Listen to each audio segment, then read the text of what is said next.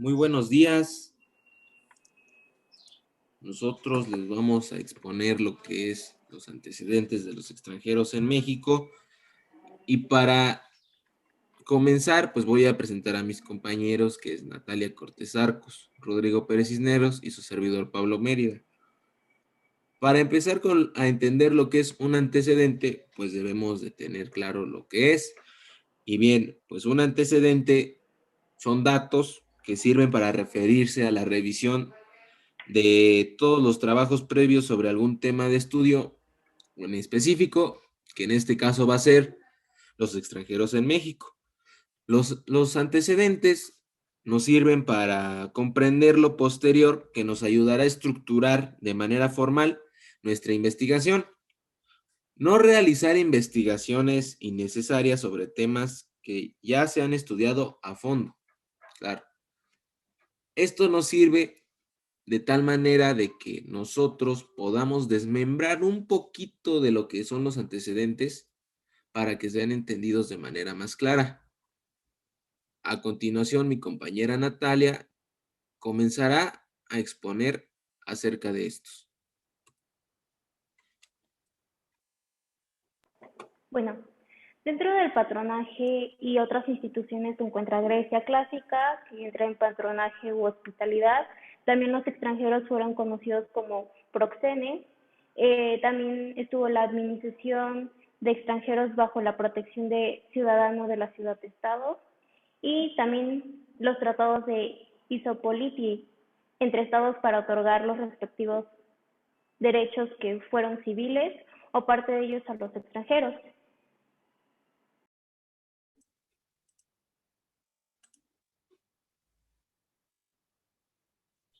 Bueno, a mí me tocó Ius Gentium y los peregrinos, donde nos dice que en Roma el Ius Civil y los extranjeros fueron sometidos a la ley de su origen. Con Ius Civil recordemos que es el conjunto de reglas que regularon a los ciudadanos romanos, los quienes fueron conocidos como criptis en la antigua Roma. También tenemos el concepto de origen, que es la base de la nacionalidad, en este caso de los romanos. Los peregrinos, que a través del ius gentium, el derecho de gentes, tomaban en cuenta los usos y costumbres y los adoptaban hacia ellos, y el ejercicio de los derechos comparado.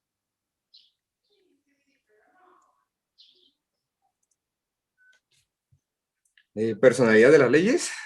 Aquí tenemos la queda del Imperio Romano, que recordemos que este fue el imperio más extenso que tuvimos. Su caída fue en el 476 y lucharon contra grandes monarquías como lo que fueron los sajones y los húngaros.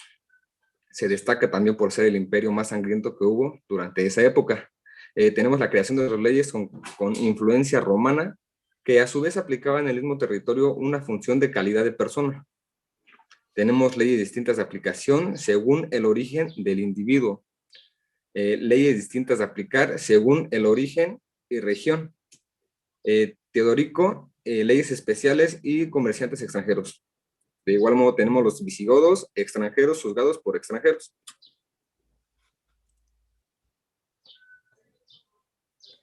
Territorialismo de las leyes. La Edad Media fue el feudalismo, que recordemos que el feudalismo fue un sistema de gobierno o una organización económica, política y social.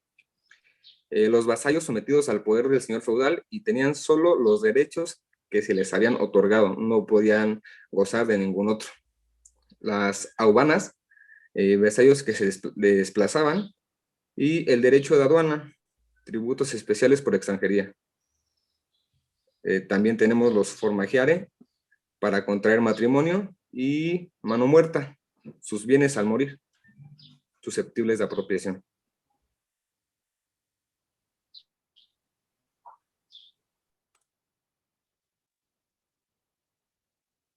Bueno, dentro de los dominis peregrini y cartas de naturaleza, pues se encuentra el feudalismo, que por parte de Federico II, por influencia de la Iglesia, se dio la aceptación de extranjeros y bueno, se estableció ahora sí lo que es el derecho de los extranjeros a atestar. Y bueno, en el siglo XV, pues también la monarquía francesa, cartas de naturaleza y reducción de pagos de aduana. Que la aduana ahora sí recordemos que era un derecho que el señor feudal, el soberano o la hacienda nacional de un país tenían a la herencia de un ciudadano extranjero muerto en su territorio sin haberse naturalizado. Y bueno, está la igualdad de derechos entre nacionales y extranjeros y se encuentra la Asamblea Constituyente Francesa de 1790, supresión de derecho de aduana y de tracción, y la Constitución de 1791, que se les decretaba así la igualdad de derechos entre nacionales y extranjeros. Bueno, dentro de estos movimientos que favorecieron ahora sí que a los extranjeros en el siglo XX, tras el fin de la Primera Guerra Mundial, pues surgieron la Conferencia Internacional sobre la Condición de los Extranjeros, al igual que también surgió la Convención Panamericana de La Habana. Y bueno, dentro de estas, ambas hacen referencia a que los estados deben de reconocer a los extranjeros domiciliados o transeúntes en su territorio, puesto que todas las garantías individuales que reconocen a favor de sus propios nacionales y el goce de los derechos civiles esenciales sin prejuicio. En cuanto a estos, pues concierne a los extranjeros de las prescripciones legales relativas a la extensión y modalidad del ejercicio de dichos derechos y garantías. Ahora sí que básicamente los estados desde ese entonces ya estaban obligados a recibir a los nacionales que fueron expulsados del extranjero y se dirigían a su territorio. Al igual que pues estas convenciones no afectaban a los compromisos adquiridos anteriormente por las partes contratantes en virtud de acuerdos internacionales. Y bien, ahora sí que todo esto nos ayuda más que nada para que los extranjeros, darnos cuenta que los extranjeros están sujetos, tanto como los nacionales, a la jurisdicción y leyes locales, observando las limitaciones estipuladas en las convenciones y tratados de estos. La Declaración Universal de los Derechos Humanos, claro que también fue un antecedente, puesto que desde 1948 fue una evolución sumamente acelerada para estos derechos e incorporarlos de manera internacional. El artículo 2 de esta nos dice que respecto a la no discriminación por ningún motivo sobre el reconocimiento de los derechos proclamados en ella, hay influencia para la evolución de los derechos de los extranjeros en el siglo XX y primero se igualó a todo ser humano sin importar la condición. En segundo término, el tratamiento de extranjeros solo a regulaciones migratorias y de tratados a comisiones para juzgar violación de derechos humanos. Desde mi punto de vista, yo creo que la Declaración Universal de los Derechos Humanos es la mejor, puesto que es universal y aplicable para todos, y claro, por supuesto que se relaciona con los derechos de los extranjeros. Esta es una nota sacada de internet, donde nos habla acerca de la condición jurídica de los extranjeros en México. Y como todo, pues tiene un principio, y el principio en México fue la época colonial, ya que estuvo vigente el Código de las 7 Partidas, que pues es su ley, y establecía que dentro del Estado de los hombres, según como viven, están. De esto se podía entender si los individuos se encontraban en estado natural o si eran extranjeros. Y a partir del siglo XIX se comenzó a esbozar la posibilidad de otorgar la nacionalidad a un extranjero dentro del territorio nacional, y el ayuntamiento local tenía la facultad de reconocer y expedir la nacionalidad mexicana a un extranjero establecido en su jurisdicción, claro, con la respectiva normativa del país, en este caso de México.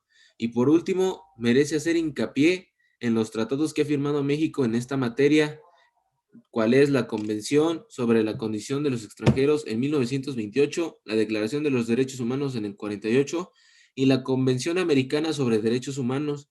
Es decir, que México pues está muy abierto de brazos a todos los extranjeros, puesto que es un país, desde mi punto de vista, muy humanista, el cual ha incorporado todos estos antecedentes y pues le da a los extranjeros un plus dentro de que aquí en el país están protegidos.